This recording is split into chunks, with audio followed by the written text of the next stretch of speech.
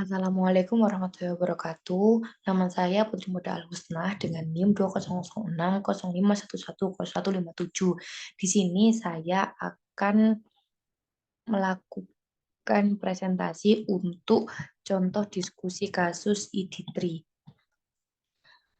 Untuk contoh di kasus ini adalah saya mengambil kasus sebuah perusahaan sedang mencari karyawan baru untuk proses tertentu dan seorang pelamar telah mengajukan lamaran.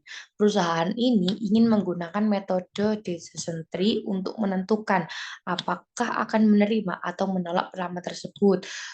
Di sini terdapat dua atribut yang akan digunakan, yaitu pengalaman kerja dalam tahun dan pendidikan SMA. Pendidikan yaitu SMA atau sarjana. Di sini terdapat dataset ada 10 data. Untuk dua atributnya yaitu pengalaman kerja dan pendidikan. Untuk targetnya yaitu ditolak atau diterima. Yang pertama yaitu penyelesaiannya. Penyelesaian pertama yaitu hitung entropi awal dari seluruh data. Di sini jumlah data yang diterima ada 4. Yang diterima ada 41, 2, 3, dan 4. Kemudian data yang ditolak ada 6, total datanya 10.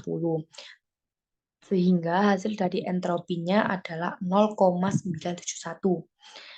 Untuk yang kedua yaitu hitung gain untuk setiap atribut. Di sini ada dua atribut yaitu atribut pengalaman kerja dan atribut pendidikan.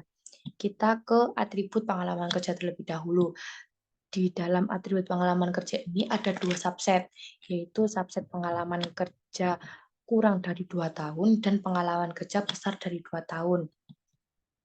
Di sini untuk jumlah data yang diterima adalah 0, jumlah data yang ditolak adalah 3. Untuk pengalaman kerja kurang dari 2 tahun. Kurang dari 2 tahun dan sampai sama dengan 2 tahun ya. Ini pengalaman kerja 2 tahun yaitu ditolak, ini juga ditolak, dan ini juga ditolak. Berarti benar untuk jumlah ditolaknya 3. Dan sehingga hasil dari entropinya adalah 0. Kemudian untuk pengalaman kerja lebih dari 2 tahun, yaitu jumlah data yang diterima yaitu 4, dan data yang ditolak yaitu 3. Total datanya adalah 7, sehingga hasil dari entropinya adalah 0,985. Dan untuk menghitung G-nya adalah dengan rumus ini, entropi keseluruhan dikurangi jumlah data untuk pengalaman kerja kurang dari 2 tahun dibagi total datanya, kemudian dikali dengan entropi nilai kurang dari 2, setelah dikurangi jumlah data untuk nilai besar dari 2 dibagi total datanya, kemudian dikali entropi nilai besar dari 2, yaitu 0,985. Dan total hasil dari nilai G-nya adalah 0,278. Di sini menghitung gain untuk atribut pendidikan. Atribut pendidikan ini ada dua subset, yaitu subset yang pertama adalah SMA dan subset yang kedua adalah sarjana. Untuk subset yang pertama yaitu SMA, jumlah data yang diterima adalah 1, jumlah data yang ditolak adalah 3.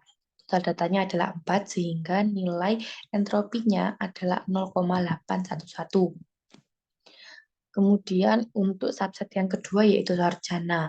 Untuk jumlah data yang diterima adalah 3, jumlah data yang ditolak adalah 3, maka total datanya adalah 6, sehingga hasil entropinya adalah 1.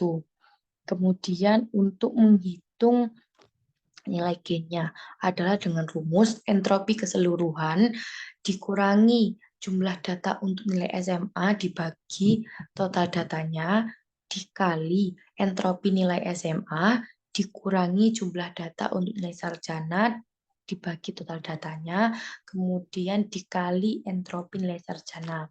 Kemudian hasil dari nilai G-nya adalah 0,124. Untuk proses yang ketiga adalah pilih atribut dengan gain tertinggi sebagai root node. Di sini hasil untuk atribut pengalaman kerja adalah 0,278 dan total gain untuk atribut pendidikan adalah 0,124, sehingga Gen yang tertinggi adalah atribut pengalaman kerja. Kemudian untuk proses yang keempat adalah buat cabang untuk setiap nilai atribut pengalaman kerja. Atribut pengalaman kerja dibagi jadi dua subset. Yang pertama subset besar lebih dari 2 tahun, pengalaman lebih dari 2 tahun, maka hasilnya diterima. Jika pengalaman kurang dari 2 tahun, maka buat cabang untuk atribut pendidikan, yaitu pendidikan SMA dan pendidikan sarjana. Untuk gambaran decision tree-nya adalah ini. Jika pengalaman decision tree ini menunjukkan bahwa jika seorang pelamar memiliki pengalaman kerja lebih dari 2 tahun, maka ia diterima. Dan jika pengalaman kerjanya kurang dari 2 tahun, maka keputusan selanjutnya bergantung pada nilai atribut pendidikan, yaitu jika pendidikannya SMA, kemungkinan besar dia akan ditolak.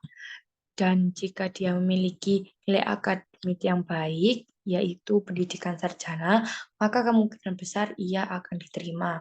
Seperti itu untuk penjelasan saya mengenai studi kasus ID3.